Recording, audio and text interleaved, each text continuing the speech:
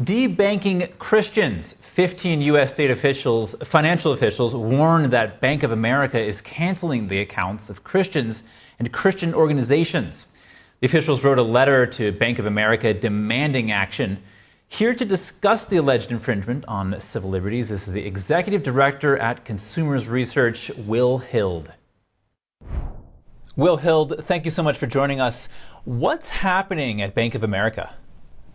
That's a great question. This company is increasingly politicizing the way it engages in the banking industry. So we've seen in the past, our organization ran a six-figure ad campaign against Bank of America for the ways they were using their loan portfolio to attack things like the agricultural industry, cattle, Second Amendment rights.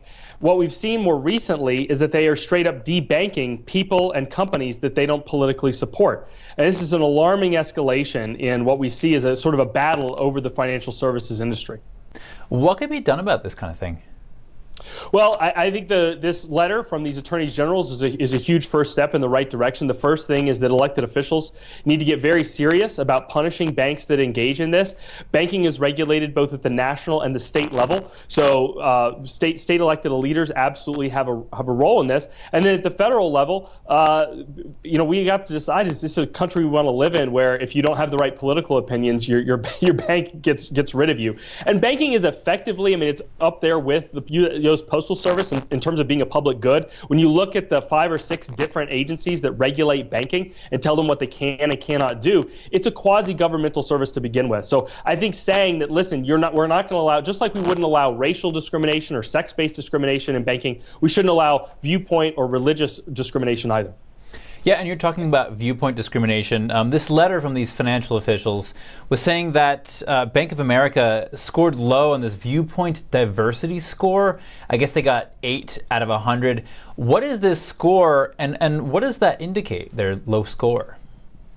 Yeah, well, this score is, I think, put on by a group called the 1792 Project that scores organizations that basically where they have a risk level for engaging in this kind of discrimination against their customers. And unfortunately, as I noted previously, Bank of America has a long history of engaging in discrimination against basically conservative viewpoints. And it's not just Christians, it's also, gun manufacturers, gun dealers, people engaged in agribusiness. This is a bank, by the way, that has signed on to the Glasgow Financial Alliance for Net Zero, saying that they will use their loan portfolio to push agricultural businesses to net zero, which is going to incredibly increase prices for consumers and restrict the supply of things like meat in your grocery store.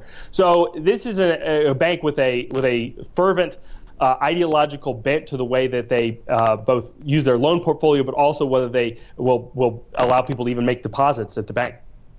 And you're talking about this ideological bend. Explain that more.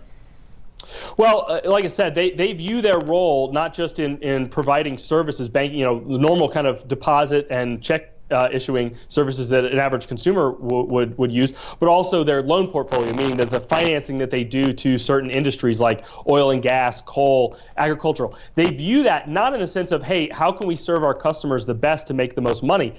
They have a political agenda that they try to accomplish with that. So they try to kick off people from their services that they don't agree with, and they try to restrict their loans and put restrictions on their loans that push people or certain industries to act in a certain way. So namely, net zero. This idea that we're going to get to net zero carbon emissions by 2050. They've basically made a commitment to the United Nations Glasgow Alliance for Net Zero that they will use their loan portfolio not to make money, but to push this political agenda.